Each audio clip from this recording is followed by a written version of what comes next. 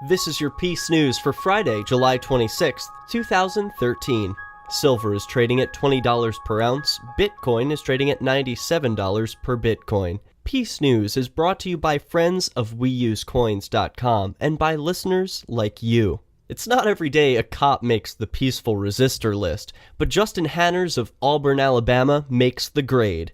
He thought the police were about protecting and serving the people. That's why it didn't sit right with him when his new boss pressured the force to make quotas for traffic stops and citations.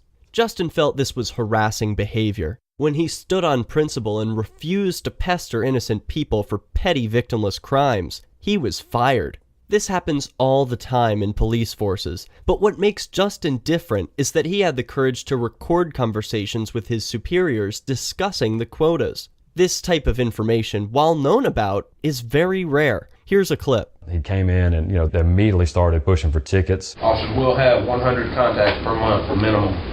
40 of those may be warnings for traffic. The other 60 will be divided between traffic citations, non-traffic citations, field interviews, and custodial arrests.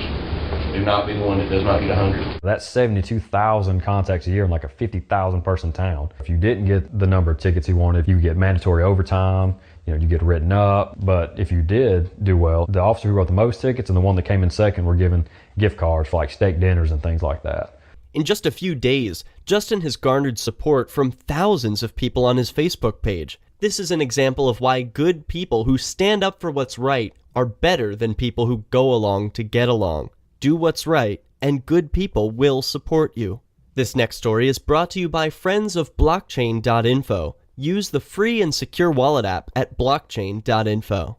They escape from aquarium tanks, they locate underwater mines, they can recognize themselves in a mirror. Now, a new paper published in the journal Proceedings of the National Academy of Science claims that dolphins recognized their own name when called.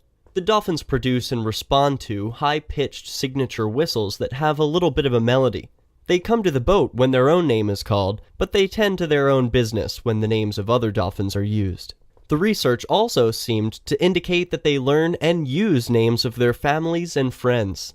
In a related story, well-intentioned bureaucrats in India have banned the use of dolphins in captivity for commercial purposes such as entertainment. In doing so, India joins Costa Rica, Hungary, and Chile, giving the justification that dolphins share so many characteristics with other sentient beings that they've been declared non-human persons. Funny, human persons can be in captivity, but non-human persons can't. Maybe eventually this principle will be universally applied so that one day people can be free of captivity, traveling the earth freely without carrying permission slips from their governments.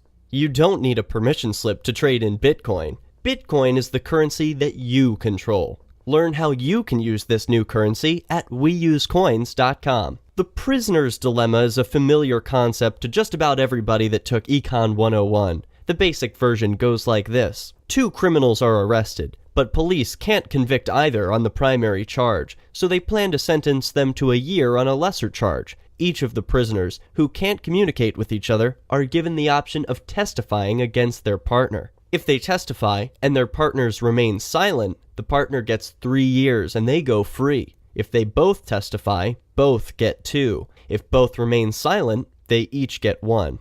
In game theory, betraying your partner, or defecting, is always the dominant strategy, because it always has a slightly higher payoff in a simultaneous game. This theory has been around a long time, but it hasn't been tested until recently. And the results were not what you'd expect. Prisoners and students each had an opportunity to participate, and the results revealed a much stronger inclination to cooperate to reach a mutually desired outcome. What's interesting is that the game requires blind trust from both parties, and you don't have a chance to retaliate or make up for betraying one another.